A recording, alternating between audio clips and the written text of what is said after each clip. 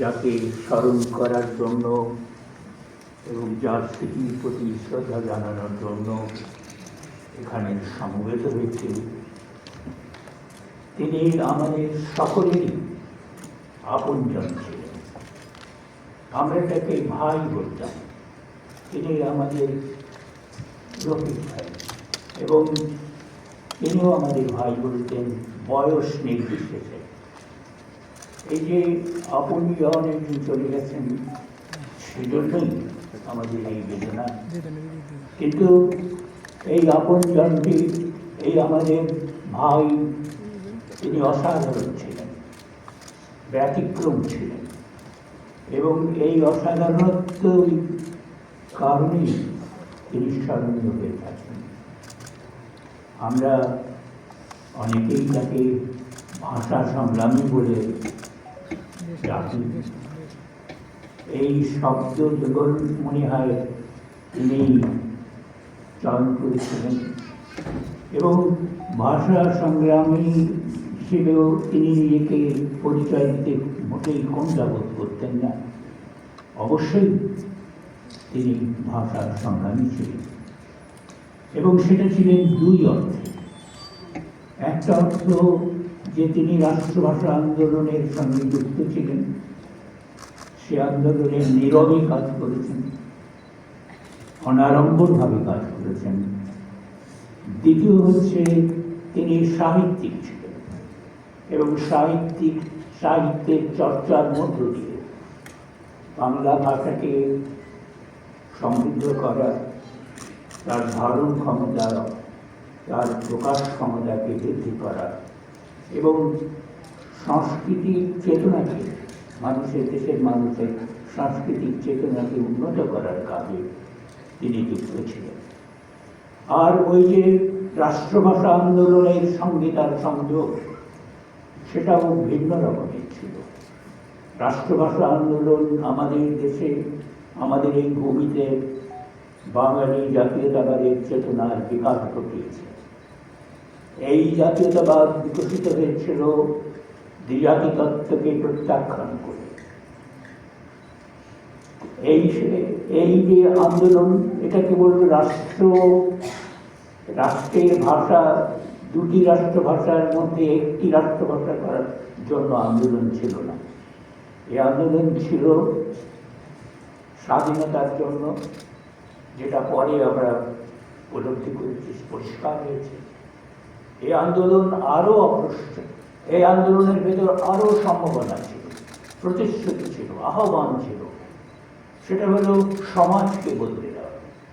ভাষা কারো ব্যক্তিগত সম্পত্তি নয়, ভাষা কোনো শ্রেণীর অধিকারে থাকে না, ভাষা বর্ণ মানে না, ভাষা ধর্ম দ্বারাও নিষিদ্ধ হয় না। মানুষ ধর্মান্তরিত হলেও ভাষান্তরিত হয় না। এই যে ভাষার যে সার্বজনীনতা, সেইটের জন্য এই রাষ্ট্রভাষা আন্দোলন ছিল এবং সেই আন্দোলনের মধ্যে সমাজতান্ত্রিক সমাজ এবং রাষ্ট্র প্রতিষ্ঠার স্বপ্ন নিহিত ছিল। আমাদের ভাই বা আমাদের ওই অর্থেই রাষ্ট্রভাষা আন্দোলনের সঙ্গে যুক্ত ছিলেন। তিনি এর রাজনৈতিক তাৎপর্য তো বুঝেছেন, এটা তো রাজনৈতিক আন্দোলন ছিল, কিন্তু এর পেছনে যে একটা সাংস্কৃতিক ভিত্তি ছিল এবং সম্ভাবনা ছিল নতুন সমাজ গড়ার, তিনি সেই জন্য সেই কারণেই এর সঙ্গে যুক্ত ছিলেন। আর অন্যদিকে তিনি সাহিত্যিক ছিলেন। তিনি কবিতা লিখেছেন, কবিতা লিখেই তার যাত্রা শুরু, এবং তিনি প্রবন্ধের বই প্রকাশ করেছেন শিল্প সংস্কৃতি জীবন নামে, এবং সংস্কৃতিকে তিনি অত্যন্ত গুরুত্ব দিতেন। এবং তিনি রবীন্দ্র গবেষক ছিলেন। তিনি অসাধারণ একটা গ্রন্থ লিখেছেন দেশভাব ফিরে দেখা নামে, এবং তার এই সমস্ত কাজের স্বীকৃতি পেয়েছে। পশ্চিমবঙ্গের রবীন্দ্র রিসার্চ সেন্টার তাকে রবীন্দ্র তত্ত্বাচার্য উপাধিতে ভূষিত করেছেন। এবং তিনি ত্রৈমাসিক পত্রিকা বার করছিলেন এবং তিনি লিখছিলেন, সংবাদপত্রে লিখছিলেন। এই যে দুটো জিনিসকে একত্র করা, ভাষার জন্য সংগ্রাম, ভাষার প্রতিষ্ঠা করা, তাই আবার অন্যদিকে ভাষাকে সমৃদ্ধ করা, এই দুই দিক থেকেই আহমেদ রফিক ভাষার সংগ্রামী ছিলেন এবং ভাষা সংগ্রামী নামটা তার জন্য অযথার্থ ছিল না। কিন্তু কেবল ভাষা সংগ্রামী বলে আমাদের পরিচয় তুলে ধরা যাবে না। আসল পরিচয়টা হচ্ছে ওই যে বললাম, তিনি সমাজতন্ত্রে বিশ্বাস করতেন, সামাজিক বিপ্লবে বিশ্বাস করতেন। সেই জন্য যখন রাষ্ট্রভাষা আন্দোলনের সঙ্গে তিনি যুক্ত, তার পরপরই তিনি কমিউনিস্ট পার্টির সদস্য হয়েছিলেন এবং এই সংযোগের কারণে তিনি মেডিকেল কলেজের ছাত্র ছিলেন তখন, যেখান থেকে বহিষ্কৃত হয়েছে। রাষ্ট্রীয় গোয়েন্দারা তাকে খুঁজেছে, সেজন্য তাকে আত্মগোপনে থাকতে হয়েছে। 2 বছর তিনি পড়াশোনা করতে পারেননি।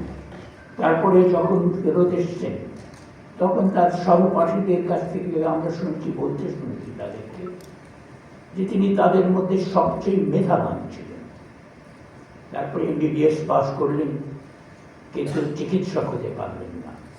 কেননা ওই যে তার রাষ্ট্রভাষা আন্দোলনের সঙ্গে গভীর সংযোগ, ওই যে তার গোপন পার্টির সঙ্গে সংযুক্তি, সে কারণে তাকে ইন্টার্নশিপ করতে দেওয়া হয়। তিনি তারপরেও এই যে ঔষধ শিল্পের সঙ্গে যুক্ত থেকেছেন। তিনি এইটি জানতেন যে গোটা সমাজ অসুস্থ এবং সেই সমাজকে ওষুধ দিয়ে সারানো যাবে না, এমনকি যাকে সার্জারি বলে তা দিয়েও সারানো যাবে না।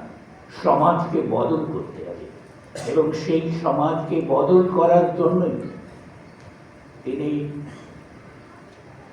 সংগ্রাম করেছেন রাষ্ট্রভাষার আন্দোলনের জন্য। এবং দেশে যখন স্বাধীন হলো, বাংলাদেশ যখন প্রতিষ্ঠিত হলো, তখন বাংলা ভাষায় যাতে করে এই মেডিকেল শাস্ত্রের অধ্যয়ন এবং পঠন এবং পাঠদান সম্ভব, সেজন্য তিনি কাজ করছিলেন। কাজেই আমরা তাকে দেখব একজন সমাজ বিপ্লবী হিসেবে। আমরা দেখব যে তিনি ব্যক্তিগত মালিকানায় বিশ্বাস করতেন না এবং ব্যক্তিগত মালিকানার বদলে সামাজিক মালিকানা প্রতিষ্ঠা করতে চেয়েছেন। আমরা তাকে আমাদের যে সমাজতান্ত্রিক আন্দোলনের যে ধারা, তার সঙ্গে যুক্ত রাখতে দেখেছি। 1991 সালে যখন সমাজ এই সোভিয়েত ইউনিয়নের ভেঙে গেছে, তখন দেশে আমাদের এখানকার সমাজতন্ত্রীরা মিলে একটা দীর্ঘ মিছিল করেছিলেন। সেই মিছিলের সামনে আহমেদ রফিক ছিলেন। তারপরে 2017 সালে যখন রুশ বিপ্লবের শতবর্ষ উদযাপনের উদ্যোগ নেওয়া হয়েছে এবং বামপন্থীরা একসাথে একটা প্ল্যাটফর্মে যুক্ত হয়েছে, তখন নেতৃত্ব দেওয়ার জন্য আহমেদ রফিককেই খোঁজ করতে হয়েছে এবং তিনি সম্মতি দিয়েছেন। শুধু নয়, তিনি আমাদের সামনে ছিলেন, সেই উদযাপনের সামনে ছিলেন। উদযাপনের শুরুতে প্রবল বৃষ্টির মধ্যে শুরু হয়েছিল, সেখানেও তিনি ছিলেন। সেইখানে শাহবাগে হাজার হাজার মানুষ এসেছে এবং শেষে সারা মাসব্যাপী উদযাপনের পরে শহীদ মিনারের যে সমাবেশ হয়, সেটা অভূতপূর্ব সমাবেশ ছিল। হাজার হাজার মানুষ এসেছে, লাল পতাকায় সমস্ত এলাকা ছেয়ে গেছে। সেখানেও তিনি সভাপতিত্ব করেছেন এবং ওই যে প্ল্যাটফর্মটা বসতে হয়েছিল, সেই প্ল্যাটফর্মটা আমরা ধরে রাখতে পারিনি। সেইটি হচ্ছে আমাদের সমাজতান্ত্রিকদের যারা বিশ্বাস করেন তাদের ব্যর্থতা। কাজেই আমরা যখন তাকে স্মরণ করছি, তখন আসলে একজন সমাজ বিপ্লবীকে স্মরণ করছি। এবং এইটি আজকে পরিষ্কার যে পৃথিবী গভীর সংকটে আছে। আজকের সংকট কেবল সভ্যতার সংকট নয়, আজকের সংকট মনুষ্যত্বের সংকট। এবং এই জাতিসংঘের যে মহাসচিব গতকালই বলেছেন যে পৃথিবী এখন ধ্বংসের প্রান্তে পৌঁছে গেছে। তিনি এর জন্য অবশ্য দায়ী করেছেন জলবায়ু পরিবর্তনকে, ধরিত্রীর উষ্ণতাকে। সেটা সত্য, কিন্তু এর পেছনে কি আছে? পেছনে আছে পুঁজিবাদ। পুঁজিবাদী হরিত্রকে এই পৃথিবীকে উত্তপ্ত করছে, গ্রহকে উত্তপ্ত করছে, এবং সারা পৃথিবী জুড়ে নানান ধরনের গণহত্যা চালাচ্ছে। আজকে এই গণহত্যা এক রকমের নয়। আমরা যে ফিলিস্তিনিদের ওপরে ইসরায়েলি জায়নবাদীদের যে হত্যাকাণ্ড দেখছি, সেটা প্রত্যক্ষ। প্রতিদিন মানুষ মারা যাচ্ছে। যুদ্ধ বিরতির নাম করে যে শান্তির একটা ছায়া ছদ্মাবরণ তৈরি হচ্ছে, তার মধ্যেও মানুষকে হত্যা করা, শিশু হত্যা করা, 20,000 শিশুকে হত্যা করে ফেলেছে ইতিমধ্যে। এবং সেই যে সহিংসতা চলছে, সেইটি এক ধরনের গণহত্যা।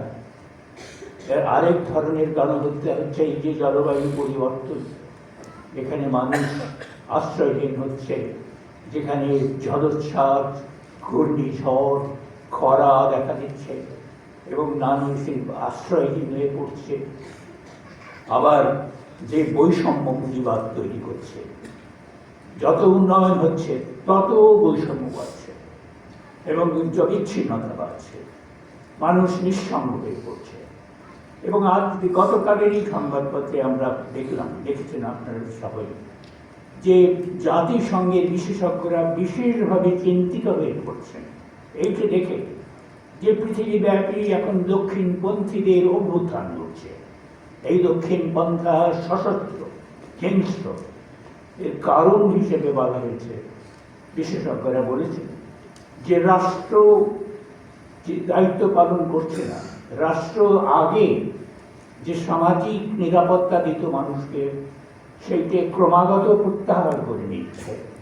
এবং এই প্রত্যাহার করে নেওয়ার ফলে বিপন্ন মানুষ, অসহায় মানুষ, তারা নানান রকম উগ্র জায়গায় চলে যাচ্ছে। উগ্র জাতীয়তাবাদ দেখা দিয়েছে, বর্ণবাদ দেখা দিয়েছে, ধর্ম ব্যবসায়ীদের তৎপরতা বেড়ে গেছে, নারীর ওপর যে নির্যাতন সেটা ক্রমাগত বাড়ছে। এবং আমরা দেখছি যে কেবল যে এর পেছনে তো পুঁজিবাদের পুঁজিবাদের পেছনে তো ব্যক্তি মালিকানা আছে, এবং ব্যক্তি মালিকানা এখন চরম জায়গায় চলে গেছে। কেবল এইখানে এক একটা লোক যারা জনদুষ্টির মাধ্যমে নির্বাচিত হয়ে আসছে, বলা হচ্ছে গণতান্ত্রিকভাবে নির্বাচিত, সেই মানুষগুলো, এই যে ডোনাল্ড ট্রাম্প, নরেন্দ্র মোদী, এই যে নেতানিয়াহু, এদের হাতে সমস্ত ক্ষমতা এবং একাকিত্ব করছে। আর ধনীরা, যারা ক্রমাগত ধনী হচ্ছে, সেই ধনীরা আর কি করবে? তারা সমস্ত কিছু তাদের পেয়ে গেছে, উপভোগ একজন মানুষ কতটা করতে পারে, সেজন্যে তারা যাকে বলে এক্সক্লুসিভনেস, সেটি তৈরি করছে। তারা ইলন মাস্ক একসঙ্গে একটা বলেছিলেন সাক্ষাৎকারে, মজার কথা, যে পৃথিবী বিপন্ন হচ্ছে, তবে আমরা মঙ্গল গ্রহে গিয়ে থাকতে পারব। কিন্তু তারা মঙ্গল গ্রহতে অনেক দূরের ব্যাপার, কঠিন ব্যাপার। দেশের মধ্যে তাদের নিজস্ব জায়গাতে মঙ্গল গ্রহ তৈরি করছে, নিজে একটা পরিমণ্ডল তৈরি করছে, একটা আভিজাত্য, এক্সক্লুসিভনেস। তাদের ক্লাব, তাদের রেস্টুরেন্ট, তাদের সোসাইটি, সেগুলো আলাদা আলাদা এবং গ্রহের মধ্যে, এবং সেইটার মধ্য দিয়ে তারা এই উপভোগকে চূড়ান্ত করছে। কিন্তু তারা যা ভাবতে পারছে না কত দূর আর যেতে পারবে। এবং এই ধরনের ক্লাব আমাদের দেশেও আছে। আমাদের এই যে বড় বড় ঢাকা ক্লাব থেকে শুরু করে যত ক্লাব, সেই সব ক্লাবে যে সদস্য হওয়ার জন্য কত টাকা দিতে হবে, সেটা আমি শুনে আমার বিশ্বাসই হয় না, অবিশ্বাস্য মনে হয়। কেনা বেচা চলে কি দামে অসম্ভব মনে হয়। এবং আমাদের দেশের ধনীরাও ধনী হচ্ছে, শীর্ষ ধনীদের মধ্যে নাম পাওয়া যাচ্ছে সিঙ্গাপুরে। কাজে যেটা ঘটছে সেটা হচ্ছে উন্নতির নামে ব্যক্তি মালিকানার চরম জায়গায় চলে গেছে। এবং এইটার থেকে মুক্তির উপায় হচ্ছে সামাজিক বিপ্লব। উপায় হচ্ছে এই পৃথিবীকে বদলে করে এই ব্যক্তি মালিকানার জায়গায় সামাজিক মালিকানা প্রতিষ্ঠা করা। পুঁজিবাদের সমালোচনা আজকে পশ্চিম বিশ্বেই হচ্ছে। তারাই বলছে পুঁজিবাদ এখন বড় নিষ্ঠুর আকার ধারণ করেছে। কিন্তু পুঁজিবাদের পরিবর্তে কি দরকার সেইটি বলতে পারছি না। পুঁজিবাদের পরিবর্তে যে সমাজতন্ত্র দরকার, সেটা যে সামাজিক বিপ্লবের মাধ্যমে সম্ভব, সেই কথাটা তারা বলছে না। কাজেই আমাদের এই যে ভাই আহমেদ রফিক, তাকে আমরা স্মরণ করি সমাজ বিপ্লবী হিসেবে, এবং তিনি এটা সেই কাজটা তার জীবনের কাজ ছিল এই সমাজ বিপ্লবের জন্য সাংস্কৃতিক প্রস্তুতিকে উচ্চতরে নিয়ে যাওয়া, সংস্কৃতির কাজে তিনি যুক্ত ছিলেন। এবং এটা তিনি জানতেন যে সামাজিক বিপ্লব সম্ভব হবে না যদি না সাংস্কৃতিক প্রস্তুতি থাকে। কাজে এই সংস্কৃতি চর্চার ক্ষেত্রে তিনি আত্মনিয়োগ করেছিলেন। এবং তার প্রথম গ্রন্থ যে গদ্য বই, সেটির নাম শিল্প সংস্কৃতি জীবন।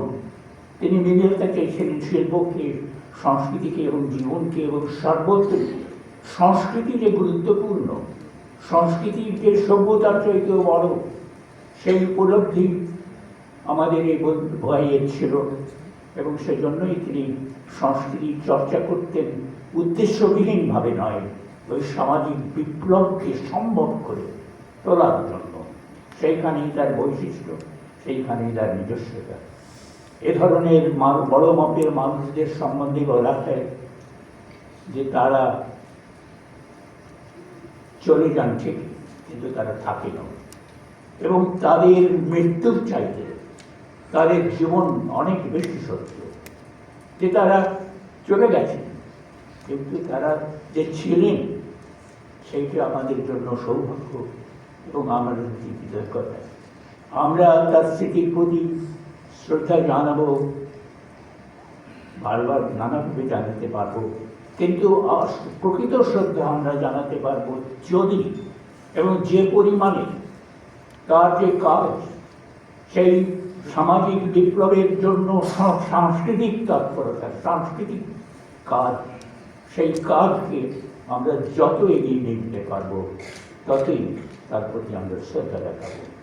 আহমেদ রফিক কবি ছিলেন এবং তার মধ্যে যে স্নিগ্ধতা ছিল, তার কাব্যের রচনায় যে স্নিগ্ধতা ছিল, তার ছবির মধ্যে যে স্নিগ্ধতা আমরা দেখি, সে একই স্নিগ্ধতা। তার আড়ম্বর ছিল না, তার কোনো আত্মপ্রকাশের আগ্রহ ছিল না।